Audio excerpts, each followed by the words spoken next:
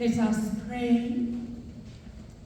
God, not only did you create all that is life and all that is good, but you leave imprints of the very essence of your being within all life, that love may be known and we know that we are beloved.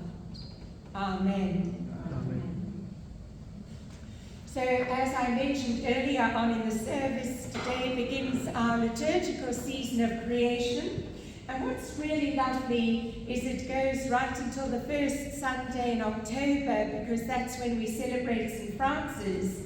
And this year we're hoping on that Sunday afternoon, so watch for details, to do a little service of pet blessing. And don't worry if you can't bring your pet, you can bring them on your cell phone and they will still be blessed, because God is everywhere.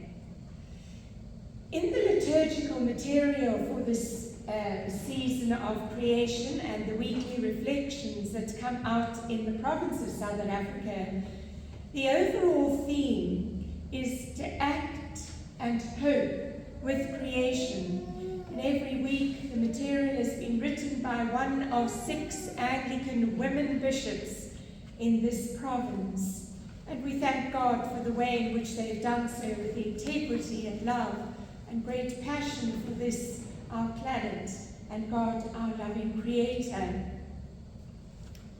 For those who have eyes to see and ears to hear and hearts that are tender and souls tuned into the numinous, we will know that the universe is full of signs of God's presence, a presence which emanates and mediates grace and wonder and promises gifted to all of life. And when we reflect on that, then we do have a sense that the entire universe can be seen as sacramental. The tragedy is just how unfaithful most people are in treating the universe, this earth, all of life, as being sacred, sacrosanct, sacramental. Did you know, just by the way, that originally the word sacrament was derived from when a Roman soldier made a solemn and binding promise to serve the emperor? So each time we hear sacrament, we must think about that this is a solemn pledge we have made to our King of Kings. And when the early church adopted this word then as a descriptor for those rites within our liturgy for initiation and blessing, like baptism and communion, it evolved into a further meaning of the human enactment of sensate signs, like the pouring of water, the sign of the cross, using ash, lighting candles, crossing ourselves. Those are outward signs of graces and promises that is conferred upon us by God. Now, in the multiple rituals that we use as Christians, we use air and earth and water and fire in such a way that it is a continuation of something that comes to us from the Middle East, from very ancient roots in our faith, and it holds a common understanding that is linked to the word nature. And nature as a word is derived from 2 words, from the Greek word physis, which is physical, matter, and the Latin word natura. And when you combine those 2 words, the core meaning is a giving birth. So it's supposed to be life-giving. When God, as nature is intended to be, when God designed nature and all that is part of this, and we are part of it, it's meant to be generative and dynamic. Because she, as nature, is a dynamic manifestation or a sign of the super eminently bountiful divine creator. Some of us who love poetry will know that well-known Jesuit priest and poet Gerard Manley Hopkins, and he lived with an abiding sense of the sacramentality of the natural world. And he wrote into his poetry that sense of the numinous, the deeply holy, and no more so than in his poem called God's Grandeur, and these are some lines from that.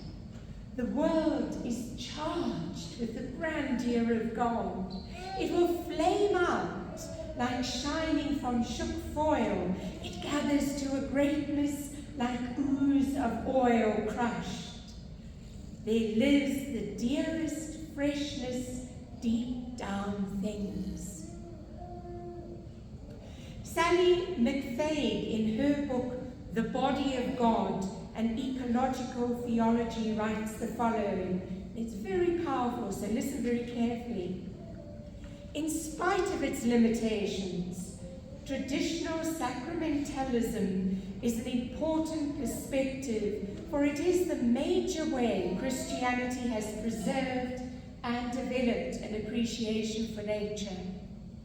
It has encouraged Christians to look at the world as valuable, indeed as holy, and has served as a counterforce to two other perspectives on nature within Christian history.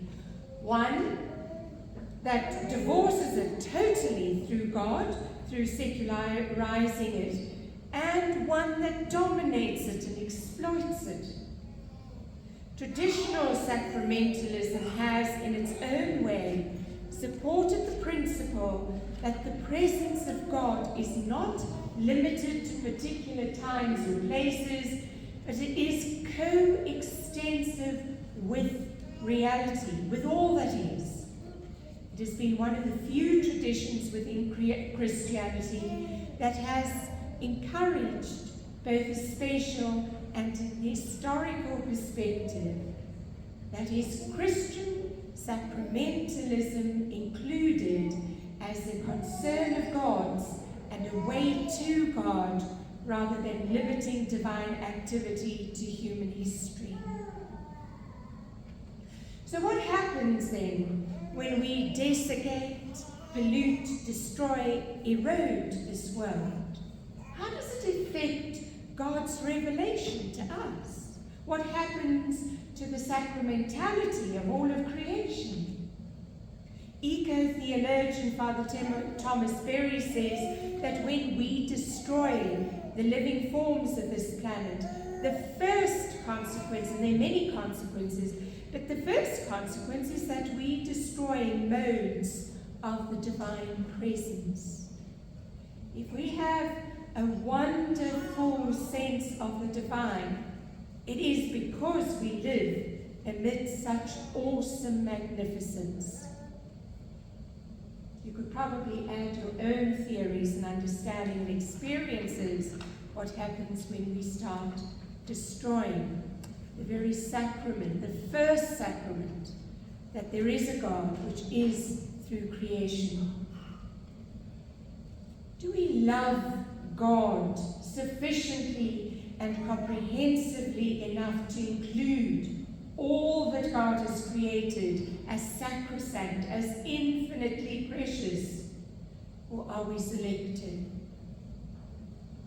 It's easy to use eco words like sustainability or treading lightly on the earth, but are we willing to make the necessary sacrifices and effort which is essential to fulfilling that, knowing full well that this actually is part of what it means to love to the point of being in solidarity with Christ on the cross? You know, we must do that without waiting for governments to act or institutions to lead the way. Because as Jesus followers, it's incumbent on us as coexistent with all of creation to not overload our global ecosystem. Of course, we need food, We need clothing and housing and energy and other material goods. It's part of our survival. It's part of God's provision. The problem is when greed or avarice is the driving force behind our behavior.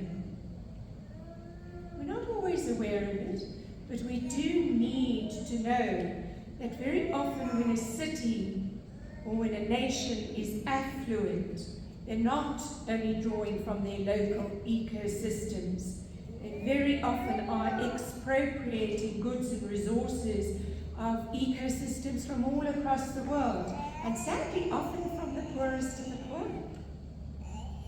I mean, for example, did you know, and this is something I found from Father David Toulon's book called At Home in the Cosmos, did you know that a city like Chicago in the United States of America has a population of about 2.9 million?